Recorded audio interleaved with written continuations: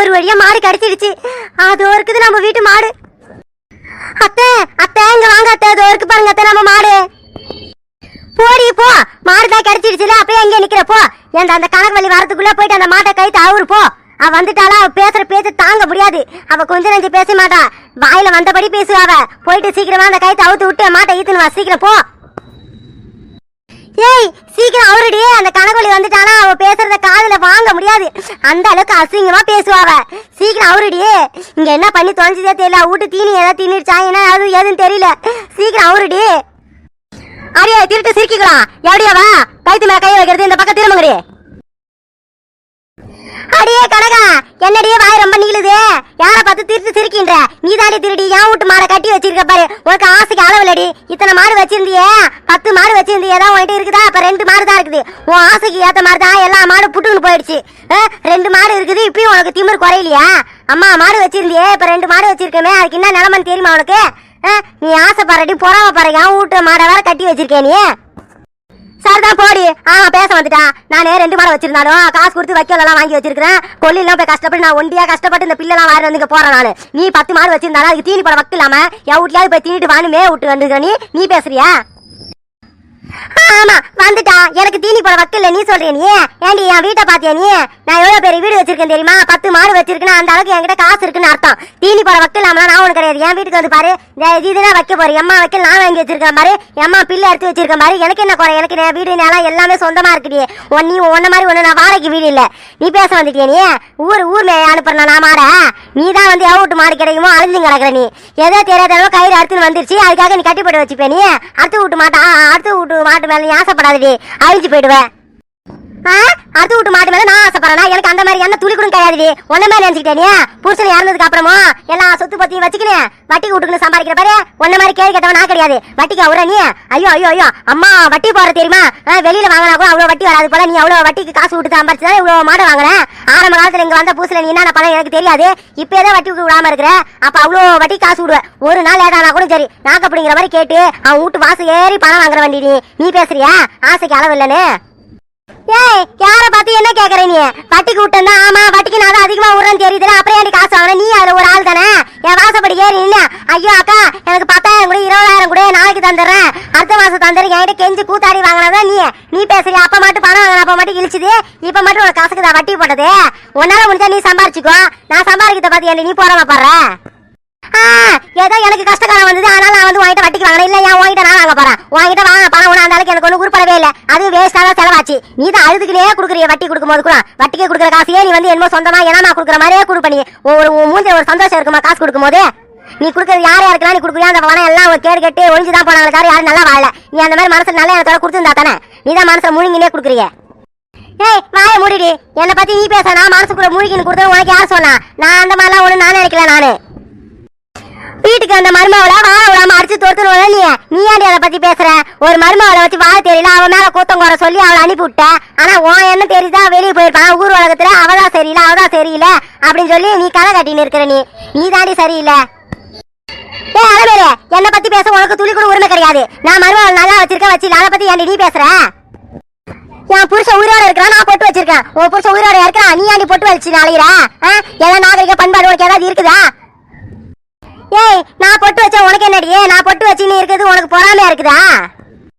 ஏமா நிறுத்துமா, ஏதோ எங்க மாடு உங்க வீட்டுக்கு வந்துருச்சேன்னு சொல்லிட்டு நானும் பொறுமையா இருக்கிறேன். எங்க அத்தையை நீங்க என்ன வம்புக்கு இருக்கிறீங்க?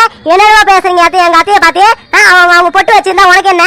ஏதோ புருஷன் இல்லை நானும் பொட்டு வைக்க கூடாதா? ஏதோ அவங்க ஆசைக்கு வச்சுன்னு இருக்கிறாங்க, அதையாண்டி நீ கேவலமா பேசுற? நானும் போனா போட்டா நின்று இருக்க, நீ மாடு வாய்க்கு வந்தபடியா பேசிட்டே இருக்கிற. என்ன நினைச்சிட்டு இருக்கிற? யாரும் நினைச்சிட்டு இருக்கே நீ? என் புருஷனை கூட்டுன்னு வச்சிங்க அவ்வளவுதான். நீ வாமா வா, உன் அத்தைக்கு சப்போர்ட்டா நீ? நீ என்ன பண்ற எனக்கு தெரியாது, உன்னை பத்தி எனக்கு தெரியுங்க. புருஷனுக்கு தெரியாம வீட்டுக்கு தெரியாம வட்டி விட்டு சம்பாதிக்கிறேன். நீ அதெல்லாம் எனக்கு தெரியாது நினைக்காத. ஏமா நான் வட்டிக்கு விடுறேன் உனக்கு யார் சொன்னது? நீ மாண்டு ஏதாவது பேசாத கற்பனை பண்ணிக்க. நான் ஒண்ணு வட்டிக்கலாம் உள்ள.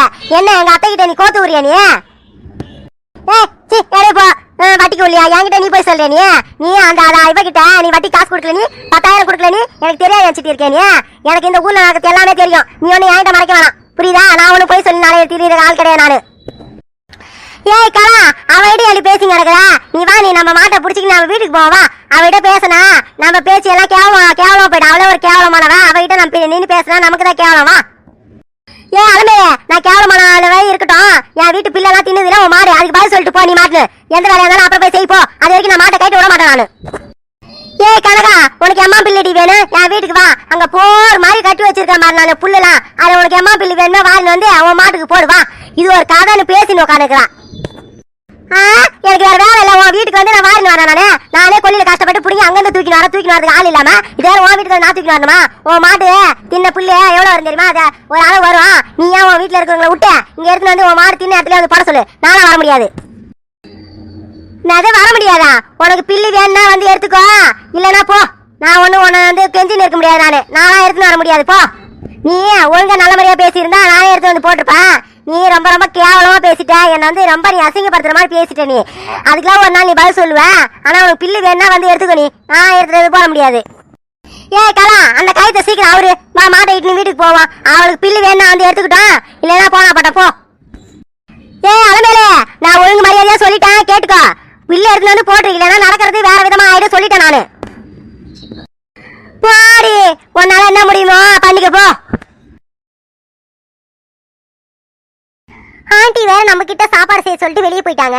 இப்ப என்ன சாப்பாடு செய்யலாம்? நம்ம மணி வேற ஆகிட்டே இருக்கே. என்ன சாப்பாடு செய்யலாம்? என்ன குழம்பு வைக்கிறது? சீரக குழம்பு வைப்போம். அதுதான் சூப்பரா இருக்கும். சீரக குழம்பு வச்சா எல்லாரும் சூப்பரா சாப்பிடுவாங்க, எல்லாரும் அசந்து போயிடுவாங்க. அந்த குழம்பு வச்சிட வேண்டியதான். அதுக்கு தேவையான பொருள்லாம் இருக்கான்னு தெரியலையே. எது எது எங்க இருக்குன்னே தெரியலையே அந்த வீட்டுல. நம்ம வீட்டுல அழகா ஒரே மாதிரி டப்பி வாங்கி அழகா பார்த்தாலே வெளியே தெரியற மாதிரி பிளாஸ்டிக் டப்பில வச்சிருக்கோம். இந்த வீட்டுல என்னென்னமோ டப்பி வச்சிருக்காங்க, ஒன்னொன்னு ஒரு விதமா இருக்குது. இதுல என்ன பொருள் எதுல இருக்குன்னே தெரியலையே. சரி, இந்த குழம்புக்கு தேவையான பொருள் எல்லாம் பிரியா கிட்ட கேட்டு தெரிஞ்சுப்போம். அதுக்கு முன்ன உலைய போட்டு சோத்தை வடிச்சிருவோம். சோறு வடிச்சுட்டா அடுத்து குழம்பு வச்சிடலாம். முதல்ல சோறு வடிச்சிருவோம். ஏம்மா கலைவாணி, என்னம்மா அங்க இருக்கிற? வாங்க அங்கிள் வாங்க. என்ன விஷயம்? கிச்சன் வரைக்கும் வந்திருக்கீங்க? ஏய் கலைவாணி, என்னடி என்ன பார்த்து அங்கிள்ன்ற? அவ்வளவு வயசானவ மாதிரியா இருக்கு. என்ன பார்த்து அங்கிள்னு சொல்லலாமா நீ? ஆமா, உங்க அம்மா எனக்கு என்ன வேணும்? அத்தை தானே. அப்ப அத்தையோட பையன் நீங்க யாரு? மாமா தானே. மாமாவை தான் இங்கிலீஷ்ல அங்கிள் சொன்னேன். ஏய் கலைவாணி, இங்கிலீஷ்ல சொல்றதுக்கு தமிழ்ல சொல்றதுக்கு எவ்வளோ அழகா இருக்கு தெரியுமா? தமிழ்ல மாமான்னு சொன்னா தான் அழகா இருக்கும். இங்கிலீஷ்ல அங்கிள்னு சொன்னா அது வயசானவங்களை குறிக்கிற மாதிரி இருக்கும். புரியுதா? நீ என்ன நீ மாமான்னு கூப்பிடு, இல்ல பேரிட்டு கூட கூப்பிடுற. அங்கிள்னு சொல்லாத கலைவாணி. என்னடா இது? தமிழ்ல மாமா, இங்கிலீஷ்ல அங்கிள் தானே. அப்ப மாமாவை அங்கிள்னு கூப்பிடலாம்ல. ஏய் கலைவாணி, என்ன கூப்பிடாதான் நான் சொல்றேன் நானு. புரியுதா? சரி சக்தி, சரி நான் அங்கிள்னு கூப்பிடல, சக்தினே கூப்பிட்டுறேன். சரி அது இருக்கட்டும். எங்க அம்மா வீட்லயே ஆளக்கானா? காலையில நீ தான் இட்லி எடுத்து வச்ச, அப்பவே கேட்கலான்னு பார்த்தேன். வெளியே போயிட்டேன் நானு. சரி திரும்பி வந்து பாக்குறேன், வீடு ஃபுல்லா பாக்குறேன், பின்னாடி பிரியா மட்டும் தான் உட்காந்து இருக்கா. அம்மாவை காணா. எங்க அம்மா?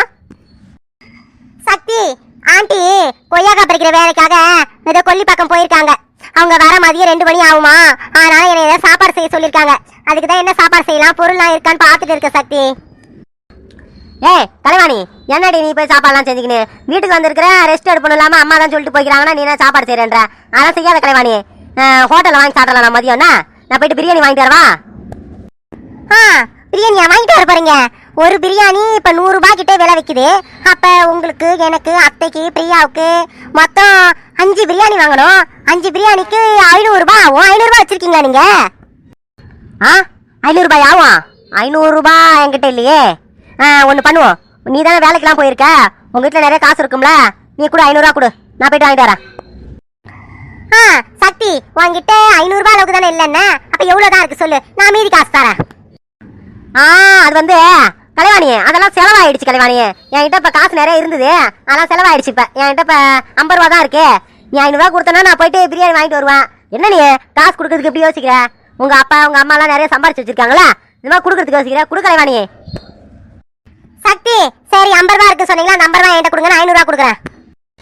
ஏய் கலைவாணி, என்னம்மா நீ என்கிட்ட விளாடுற? நீ நான் சும்மா தான் சொன்ன போதுமா? என்கிட்ட 50 ரூபாய் இல்ல ஒண்ணும் இல்லதான். நீ வந்து என்னை பத்தி வீட்டுல நீ விசாரிச்சுட்டு இருக்கிற இந்த வந்த 2 நாள்ல, அதனால உனக்கு எல்லாமே தெரிஞ்சுட்டு இருக்குன்னு நினைக்கிறேன். என்கிட்ட 50 ரூபாயும் இல்ல 5 ரூபாயும் இல்ல, போதுமா? உன்கிட்ட சொல்றதுக்கு என்ன இருக்கு? அப்படி வாங்க சக்தி, எனக்கு தெரியாத உங்ககிட்ட 5 ரூபாய் இல்ல 1 ரூபாய் இல்லன்னு. ஆனா காசே இல்லனாலும் ஆனா பிரியாணி வாங்கி சாப்பிடலாம், ஹோட்டல்ல வாங்கி சாப்பிடலான்றீங்க. ஹோட்டல்ல வாங்கி சாப்பிட்டா எவ்வளவு செலவாகும் தெரியுமா உங்களுக்கு? அப்படி தெரிஞ்சிருந்தீங்கன்னா நீங்க சொல்லிருக்க மாட்டீங்க. வீட்டுல ஏதோ நம்ம இருக்கிற அந்த ரேஷன் அரிசி ஏதோ காய்கறியை போட்டு சிம்பிளா செஞ்சா கூட அவ்வளவு செலவாகாது. ஆனா நிறைய பேர் சாப்பிடலாம். ஆனா ஹோட்டல்ல வாங்கினா காசு நிறைய ஆகும். ஆனா நிறைய பேர் சாப்பிட முடியாது. அளவா சாப்பிட்ற மாதிரி இருக்கும். நீங்க என்னன்னா வந்தவொடனே போயிட்டு பிரியாணி வாங்கலான்றீங்க. பிரியாணி வாங்கலாம் சொல்ற அளவுக்கு உங்ககிட்ட காசு இருக்கான்னு முதல்ல யோசிக்கணும் நீங்க. கல்யாணி சும்மா சொன்னா அது ஒரு பெரிய விஷயமா? சரி விடு, நீ ஏன் சாப்பாடு செய்யறே செய்ப்போ. மாமா பிரியாவும் என்கிட்ட சொல்லி வருத்தப்படுறான், அத்தையும் என்கிட்ட சொல்லி வருத்தப்படுறாங்க. ஏன் மாமா அந்த மாதிரி இருக்கீங்க? ஒரு வேலைக்கு போலாம்ல. இத்தனை வயசாகுது உங்களுக்கு, ஒரு வேலைக்கு போனாதானே மாமா மரியாதையா இருக்கும். பாக்குறவங்க என்ன சொல்லுவாங்க? பாவம் அத்தை அவ்வளவு கஷ்டப்படுறாங்க தெரியுமா? உங்க அப்பாவும் எந்த வேலைக்கு போவாம வீட்லயே குடிச்சிட்டு காசெல்லாம் கறி ஆகிட்டு வீணா செலவு பண்ணிட்டு இருக்காரு. நீங்க தானே மாமா பொறுப்பா இருக்கணும். உங்க சின்ன வயசுல இருந்து பெத்து வளர்த்து இவ்வளவு பெரிய ஆளா ஆக்கிருக்காங்க. நீங்க தானே அதெல்லாம் புரிஞ்சு நடந்துக்கணும். அம்மாவுக்கு ஒரு ஹெல்ப் பண்ணணும்னு நினைக்க மாட்டீங்க. நீங்க வீட்லயே எந்த வேலையும் செய்ய மாட்டீங்க, சம்பாரிச்சு வந்து கொடுக்க மாட்டீங்க. பாவம் அவ்வளவு கவலையா என்கிட்ட அத்தை பேசுறாங்க தெரியுமா? கலைவாணி உங்ககிட்ட நான் மனசு விட்டு பேசுறேன். நானு அம்மா கஷ்டப்படுறாங்க தான் எனக்கு தெரியுது கலைவாணி, எல்லாமே எனக்கு புரியுது. என்ன ஒண்ணு, எனக்கு எந்த வேலை போனாலும் செட் ஆகுது கலைவாணி, செட்டாவே ஆக மாட்டேது. ஏதாவது ஒரு பிரச்சனை வந்துருது, அங்கே தான் நான் வாய் விட்டு பேசுற மாதிரி இருக்குது. வந்து எனக்கு வந்து அடுத்தவங்க கிட்ட போயிட்டு வேலை செய்யறதே ஒரு மாதிரி இருக்கு. எனக்கு நான் ஏதாவது சுயமா தொழில் பண்ணணும், இல்ல ஒரு நல்ல வேலைக்கா போயிடும். சும்மா வந்து ஒரு தினக்கூலி மாதிரி ஒரு அடிமையா வேலை செய்யறத விட ஓரளவு கௌரவமா வேலை செய்யணும்னு நினைக்கிறேன் கலைவாணி. அந்த மாதிரி வேலையை தான் தேடிட்டு இருக்கேன், எதுவுமே கிடைக்க மாட்டேது எனக்கு. நான் போறேன் எல்லாமே விளங்காமலே போயிடுது. என்ன பண்றது நீயே சொல்லு கலைவாணி. மாமா நீங்க சொல்றது எல்லாமே சரிதான். நீங்க வந்து வேலைக்கு போகணுன்ற எண்ணம் உங்களுக்கு இருக்கு. ஆனா வந்து உங்களுக்கு வேலைக்கு வந்து அது அமைய மாட்டுது. எனக்கு புரியுது. இதே நீங்க எத்தனை காலத்துக்கு தான் சொல்லிட்டு இருப்பீங்க சொல்லுங்க? உங்க மனசை நீங்க தான் கட்டுப்படுத்தி ஒரு வேலைக்கு போனா அங்க கொஞ்சம் பேசாம கொள்ளாம எல்லாத்தையும் அனுசரிச்சு நடக்கணும் மாமா. நீங்க எத்தனை வேலைக்கு எங்க போனாலும் சரி, அங்க ஏதாவது நமக்கு ஒரு இன்னல்கள் வந்துட்டு தான் இருக்கும். நாம தான் சமாளிச்சு வேலைக்கு போறோம். அடுத்து குடும்பத்தை கஷ்டத்தை நம்ம பார்க்கணும். அம்மா கஷ்டப்படுறாங்க, வயசாகி இவ்வளவு காலம் ஆகுதுல. இப்ப தங்கச்சி ஒண்ணு இருக்கு, அவளை கட்டி கொடுக்கணும். இப்ப நீங்க இப்ப இருந்து சம்பாரிச்சீங்கன்னா தான் உங்களுக்கு நீங்க சேர்த்து வைக்க முடியும், தங்கச்சி கட்டி கொடுக்க முடியும். அம்மா வந்து இப்ப ஆண்டி இருக்காங்களா, அவங்க எவ்வளவுதான் சம்பாதிக்க முடியும் சொல்லுங்க? அவங்க சம்பாதிக்கிறது வீட்டுக்கே செலவாயிடுது. அப்படி இருக்கும்போது நீங்க ஒரு சம்பாதிச்சாதான் பத்தும். நீங்க அதை புரிஞ்சுக்க மாட்டீங்க கலைவாணி. நானும் எவ்வளவு முயற்சி பண்றேன், ஆனா அந்த மாதிரி இருக்க முடியலையே. எனக்கு கொஞ்சம் வந்து கோவம் வருது. எனக்கு என் கோவத்தை என்னாலே கண்ட்ரோல் பண்ண முடியல. இந்த நீ வேலைக்கு போவேன் நினைச்சிட்டு இருக்கேன். நீ அம்மாவுக்கு யாருக்குமே தெரியாது. அப்ப நான் வேலைக்கு போவேன். என்ன ஒன்று 2-3 நாள் அங்கே வந்து எனக்கு செட் ஆக மாட்டுது. ஏதாவது ஒன்று பேசி சண்டை ஆயிடுது, அந்த வேலை பிடிக்காம போயிடுது, சம்பளம் பத்த மாட்டுது. இந்த மாதிரி ஏதாவது ஒரு பிரச்சனை வந்துட்டே தான் இருக்கு. ஆனா நான் வேலை தேடிட்டு தான் இருக்கேன். வீட்டில் சொல்றதுல ஏன்னா இப்ப நான் வந்து ஒரு வேலைக்கு சேர்ந்து வச்சுக்கேன், அங்க வந்து இருக்க போறதுல அதை வந்து அம்மா கிட்ட சொன்னா அப்புறம் திரும்ப நின்னுட்டா ஏன்டா நின்று அப்படின்னு கேள்வி கேட்பாங்க. நானும் ஒரு 2-3 நாள் போறேன், அப்புறம் நின்னுறேன், திரும்ப வேலை ட்ரை பண்றேன், அங்கேயும் நின்னுறேன். இந்த மாதிரி பல விதமான ஏதாவது ஒன்று நடந்துகிட்டே இருக்கு. ஆனா நான் மற்றபடி மோசமான ஆள்லாம் கிடையாது கலைவாணி. அப்பா அம்மா எல்லாம் அந்த மாதிரி உங்ககிட்ட சொல்லியிருப்பாங்க. ஆனா நான் வந்து அக்கறை இல்லாம ஒன்னும் புரியாம கொள்ளாம ஊர் சுத்துற மட்டும் நினைக்காத கலைவாணி. நான் வந்து நல்லவன் தான் நானு, புரியுதா? மாமா நீங்க சொல்றது எனக்கு புரியுது. ஆனா ஊர்ல இருக்கிறவங்களுக்கு அத்தைக்கு அப்பா இருக்காங்களா, உங்க அப்பா அவருக்கு தங்கச்சி பிரியாவுக்கு எல்லாருக்கும் புரியணும்ல நீங்க சொல்ல வரது. நீங்க நினைக்கிறதெல்லாம் சரிதான். பட் இருந்தாலும் வேலைக்கு போனாதான் ஒரு மதிப்பு இருக்கும் மாமா. அது மாதிரி நீங்க நடந்துக்குங்க. நான் வேணா அப்பா கிட்ட சொல்லி ஏதாவது வேலை ஏற்பாடு பண்ணவா? இல்ல வேணாம் கலைவாணி, நானே வேலை ட்ரை பண்ணிட்டு தான் இருக்கேன். ஒரு வேலை ஒண்ணு ஏற்பாடு ஆகிட்டே இருக்கு. அது இன்னும் ஒரு வாரம் ஆகும். அந்த வேலைக்கு போயிட்டேன்னு வச்சுக்கா, இந்த வேலை தரம் சொல்றாங்க, கொஞ்சம் இழுத்து அடிச்சுனே இருக்காங்க. நான் அந்த வேலை எனக்கு ரொம்ப பிடிச்ச வேலை தான். அது அந்த இடமும் எனக்கு கொஞ்சம் தெரிஞ்ச இடம் தான். எனக்கு தெரிஞ்சவங்க அங்க இருக்காங்க. நான் அந்த இடத்துக்கு போனா கண்டிப்பா நல்லா ரெகுலரா நான் வேலைக்கு போவேன் கலைவாணி. நான் போறப்போ உனக்கே நான் ஃபோன் பண்ணி சொல்றேன்னா, நீ வந்து உங்க அப்பா கிட்ட எதுவும் சொல்லாத. சரி மாமா, நீங்க இந்த மாதிரி பேசும்போது ஒரு ஆளுக்கு சந்தோஷமா இருக்குது. அத்தை சொன்னப்ப நானே வருத்தப்பட்டு கிடந்து தெரியுமா? நீங்க ஏன் அந்த மாதிரி இருக்கீங்க? அதை பத்தி உங்ககிட்ட பேசணும் பார்த்தா நீங்க காலைல வெளியே போறீங்க, அதோட நைட் தான் வரீங்க. அதனால பேச முடியல. இப்பதான் சரி வந்தீங்க, உங்ககிட்ட நான் மனசு விட்டு பேசிட்டு இருக்கேன். சரி மாமா, ஒரு அளவுக்கு உங்களை நிலைமை எனக்கு புரியுது. சரி நானும் பாக்குறேன். சரி நீங்க வேலைக்கு போனா சந்தோஷம் தான் எனக்கும். கலைவாணி நீ அதை பத்தி கவலைப்படாத. நானும் 1 வாரம் இல்ல 2 வாரம் அதுக்குள்ள ஏதாவது ஒரு நல்ல வேலைக்கு போயிட்டு நல்லா சம்பாதிப்பேன் கலைவாணி. நீ அதை பத்தி மட்டும் கவலைப்படாத. எனக்கு நேரம் காலமும் இப்பதான் கொஞ்சம் கூடி வர மாதிரி இருக்குது. நான் கண்டிப்பா வேலைக்கு போவேன். சரி அதை விடு, நான் என் கதையை பத்தி பேசிக்கிட்டே இப்ப நான் சாப்பாடு செய்யலான்னு இருக்கிற. மாமா நான் வீட்டுல இருக்கிறத வச்சு ஏதாவது சமையல் செஞ்சிடறேன் நானே. நீங்க வந்து ஹோட்டல்லாம் வாங்கிட்டு வர தேவை. ஏன்னா பாவம் அப்புறம் அத்தை வந்து ஏதாவது சொல்லுவாங்க, ஏன் என்கிட்ட நீங்க காசு வாங்குனீங்க, ஏது காசு அப்படி கேட்பாங்க.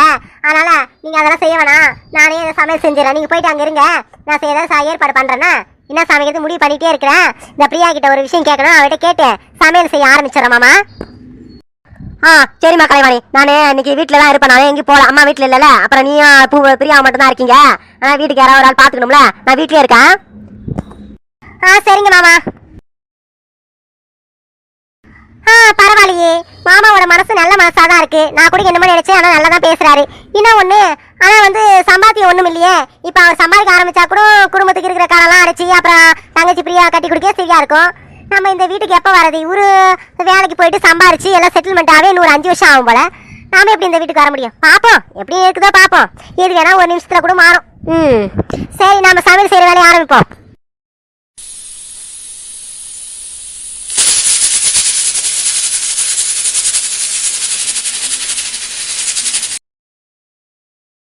அம்மா என்னம்மா சமையல் எல்லாம் ஆச்சா? என்ன சமையல் செய்யற? ஏய் சூர்யா, நான் சமையல் செய்யறது இருக்கட்டும், நீ என்னடா காலைல வேலைக்கு போனா அதுக்குள்ள வந்து நிக்கிற? மதியம் வேலைக்கு போனியா நீ? ஆமாம்மா, லீவ் போட்டோமா ஆஃப்டே. காலைல போனேன், ரொம்ப ஒர்க் பிஸியா இருக்கு, கொஞ்சம் ரொம்ப டயர்டா இருக்கு, அதனால ஆஃப்டே லீவ் கேட்டு வந்துட்டோமா. நான் அப்பப்பா லீவ் போடுறேன். சும்மா டயர்டா இருக்கேன்னு சொல்லிட்டு இன்னைக்கு ஆஃப்டே லீவ் போட்டு வந்து ட்ரெஸ் மாத்திட்டு வாங்கிட்டு வரேன். என்ன சாப்பாடு செய்யற, சாப்பிடலாம் பசிக்குதுன்னு வந்தேன். அதான் நீ இங்க சமையல் செஞ்சுன்னு இருக்க போல. ஓ ஆஃப்டே லீவ் போட்டியா சூர்யா? சரி சரி, இந்த ஆச்சு தான் வந்துருச்சு. வெஜிடபிள் பிரியாணி தான் செஞ்சிருக்கேன், முட்டை அவிச்சிட்டேன், தொட்டுக்க முட்டை தான் செஞ்சிருக்கேன். இதை வரேன், இதை எடுத்துட்டு வரேன் நானு. போ போ, இதை வரேன். சரிம்மா, நான் ஹாலில் உட்காந்து இருக்கேன், எடுத்துட்டு வாமா. சூர்யா, அப்புறம் உங்ககிட்ட கேட்க நினைச்சேன். இன்னைக்கு தான் நிச்சயதார்த்தம் சொல்லியிருந்தேன் பூமாரிக்கும் அவங்க அத்தை பையன் சரவணனுக்கும். நடந்துருச்சா? ஃபோன் பண்ணி ஏதாவது விசாரிச்சியா பூமாரிக்கிட்ட? இல்லம்மா, நான் எதுவும் ஃபோன்லாம் போடல. என்ன ஃபோன் போட்டு மட்டும் என்ன ஆயிட போகுது? அதான் பூமாரிக்கும் அவங்க அத்தை பையன் சரவணனுக்கும் நிச்சயதார்த்தம் நடக்க போகுது, அடுத்து கல்யாணம் நடக்க போகுது. இதுக்கு நமக்கு அதுக்கு என்னம்மா சம்மந்தம்? நானே அதை விட்டுட்டா பண்ணி அதை பத்தி பேசுறேன். விடுமா, நிச்சயதார்த்தம் நடக்கட்டும், கல்யாணம் பண்ணிட்டு விடு. நான் எனக்கு என்ன வேற பொண்ணை கிடைக்காம போயிட போறா, விடுமா. சூர்யா, ஏன்டா அந்த மாதிரி பேசுற? ஏன்னா மனசுல ஆசைப்பட்டேன்னு அப்புறம் இப்ப நான் எங்கே கல்யாணம் பண்ணி போட்டேன்ற? நீ ஆசைப்பட்டது அவ்வளவுதானா? நீ அந்த அளவுக்கு ஆசைப்பட்ட மாதிரி தெரியலையே, சும்மா பாத்துருக்க போற அழகா இருக்குன்னு. உண்மையாலேயே உன் மனசுல ரொம்ப பிடிச்சிருந்தா நேரம் விசாரிச்சிருக்கணும். நடந்துருச்சா, நல்லபடியா முடிஞ்சுச்சா, என்ன ஏது நடக்கணும், நம்ம ஏதாவது பேசுவோமா, பூமாரி எனக்கு கிடைப்பாளா அப்படின்னு நினைப்பேன்னு பார்த்தா எங்கன்னா நடக்கட்டும் அப்படின்ற. போன் போட்டு கேளுடா நானு. அம்மா விடுமா. ஆமா விடுமா, அதுக்கு என்ன பண்ண முடியும்? அந்த பொண்ணுதான் அவங்க அத்தை பையன் சரவணன் தான் கட்டிப்பன்னு சொல்லுது. நம்ம எவ்வளவு சொல்லி கேட்க மாட்டேது. அதே மாதிரி அவங்க வீட்லயும் எந்த எதிர்ப்பும் சொல்ல போல. சரவணன் எதை லவ் பண்றான் அது இதுன்னு சொல்லிச்சு பூமாரி. அதுக்கப்புறம் சரவணன் எதுவுமே சொல்ல போல. இன்னைக்கு எப்படி நிச்சயதார்த்தம் நடந்திருக்குமா? ஐயாமா அதை பத்தி கேட்டுக்கணும். அதுக்கு என்னடாப்பா நிச்சயதார்த்தம்? சரி, நிச்சயதார்த்தம் நடந்தாலும் நடக்கட்டும், வீடு அதுக்கு என்னப்பா? ஏதோ நம்ம வீட்டுக்கு நல்லா பழகிற பொண்ணு தானே, அது நிச்சயதார்த்தம் நடந்தாலும் சந்தோஷம் தான். நீ என்ன பண்ற, எனக்கு ஃபோன் பண்ணி கொடு, நான் கேட்கறேன். நானு சும்மா ஏதாவது பேசக்கூடாதா? உங்ககிட்ட நல்லபடியா தானே பேசிச்சு அந்த பொண்ணு. நீ அடுத்த வீட்டு பையன் இந்த மாதிரின்றதுனால தெரிஞ்சுக்கூடும். என்கிட்ட பேசாதீங்க, ஃபோன் பேசாதீங்க சொல்லிச்சு. அன்னைக்கு கூட எனக்கு ஃபோன் பேசுறேன், நல்லா தான் பேசிச்சு அந்த பொண்ணு. ஃப்ரெண்ட்லியா கூட பேசக்கூடாதா? அதுக்காக அப்படியே கைட்டு விடுறது? ஃபோன் போட்டுக்கூடா, நான் பேசுறேன். அம்மா நான் ஒண்ணு பூமாரி தப்பா சொல்ல, நல்ல பொண்ணுதான் பூமாரி, நல்லா தான் பேசிச்சு. நான் ஒண்ணுமே சொல்ல. எனக்கு என்ன வருத்தம்னா பூமாரி கிடைக்கலன்ற ஒரு வருத்தம் தான். அப்பாவும் அதே மாதிரி பூமாரி கிடைச்சாலும் பூமாரி கட்டி வைக்க மாட்டேன்றாரு. அப்புறம் அதை பத்தி பேசிக்கினேன். அந்த பொண்ணு ஒத்து வர மாட்டேது, அப்பாவும் ஒத்து வர மாட்டாரு. அதெல்லாம் விட்டு வேண்டிதான், ஏன் வம்ப அடிச்சுக்கினேன்? அதான் நான் விடுறேன்ற, நீ தான் அவர் ஃபோன் பண்ணி பேச போறேன்ற.